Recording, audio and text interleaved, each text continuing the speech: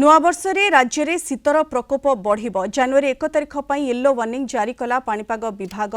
जनवरी 1 विभिन्न स्थान में घन कुहुड़ी देखा मिल घन कुहुड़ी नहीं 10 जिला को सतर्क सूचना जारी होती। 10 डिग्री तले रही 15 सहर पारद। जी उदयगिरी में सर्वनिम्न तापमात्रा 3.6 डिग्री रेकर्ड करा कमुना कुहुड़ी सका 9टा पाखे किंतु सका 9टा पर किंतु एबे पर्यंत कुहुड़ी कब्जा रही कटक सहर। धला चादर आस्तरण घोड़े हुई रही पूरा सहर उपरे।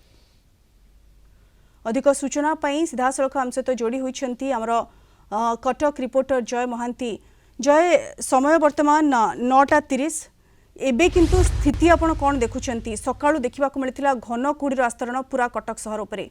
एबे टिके कुहुड़ी कमिला कि एबे टिके रास्ता घाट दृश्यमान हेलानी कि जय?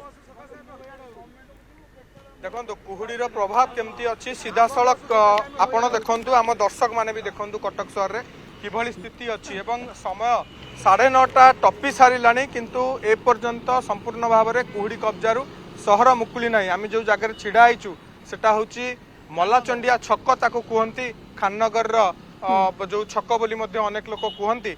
यही दक्षिण पटकू सहर काठजोड़ी नदी अच्छी आम ठारू मात्र 100 मीटर दूर रे नदी एवं काठजोड़ी रे जदियो वर्तमान जल नाही बा पानी नाही गोटे बालुका सज्जा पूरा अच्छी किंतु नदी उपरे कुहुड़ी रे गोटे बहुत बड़ आस्तरण आम देखुचु।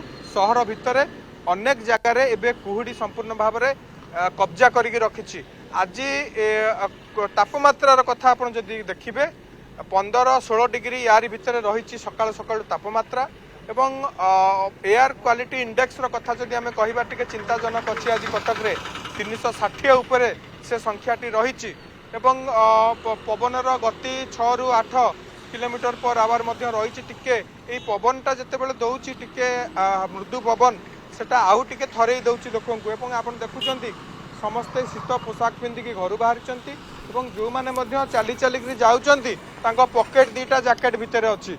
ये गोटे प्रकार स्पष्ट भाव में दर्शाऊँच जे आज शीत अच्छी कुहुड़ी अच्छी।